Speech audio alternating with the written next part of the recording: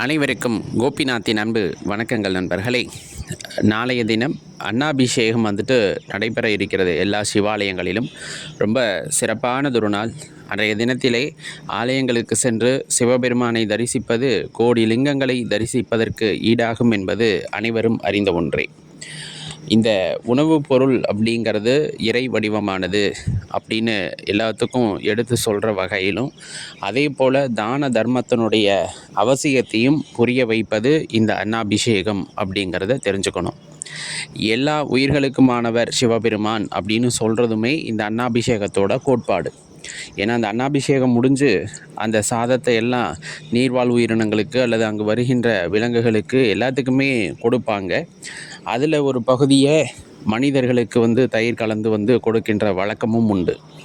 அப்போ இந்த உலகம் அப்படிங்கிறது அனைவருக்கும் பொதுவானது அப்படிங்கிற பெரிய தாற்பயத்தை எடுத்து சொல்கிறதோட நோக்கம்தான் இந்த அன்னாபிஷேகம் அப்படிங்கிறத மறந்துட வேண்டாம்.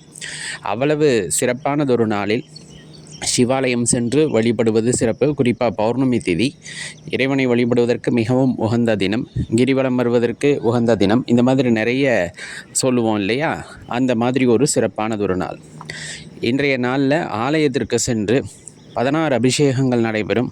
அதனால் நம்மால் என்ன முடியுதோ அது அபிஷேகத்திற்கு வாங்கி கொடுக்கலாம். பாலாகட்டும், தயிராகட்டும், கரும்புச்சாறாகட்டும், அல்லது பச்சரிசி கூட நீங்கள் வாங்கி தரலாம். அன்னம் சமைத்து அந்த அபிஷேகம் செய்வதற்கு நம்மால் என்ன முடியுதோ அது அருகாமையில் உள்ள சிவாலயத்துக்கு செய்யுங்க.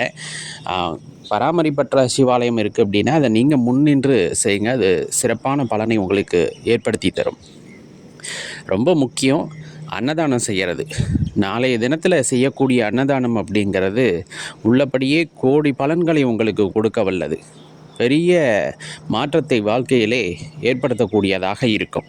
அதனால் குறைந்தபட்சம் ஒரு 2 நபர் 3 நபர்களுக்காவது நாளைக்கு ஆலய வாசலிலிருந்து அன்னதானம் செய்யுங்கள்.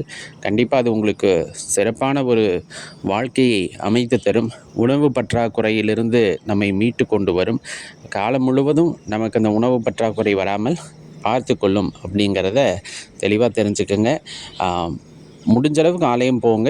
முடியாத பட்சத்தில் வீட்டில் நீங்கள் கைப்பிடி அளவு சாதம் எடுத்து, வடித்த சாதத்தில் எடுத்து சிவலிங்கமாக உருவகித்து அதற்கு ஆராதனைகள் செய்வதன் மூலமாகவும் உங்களுக்கு கோவிலில் சென்ற பலனை கிடைக்கும் அப்படிங்கிறத தெரிஞ்சுக்கோங்க.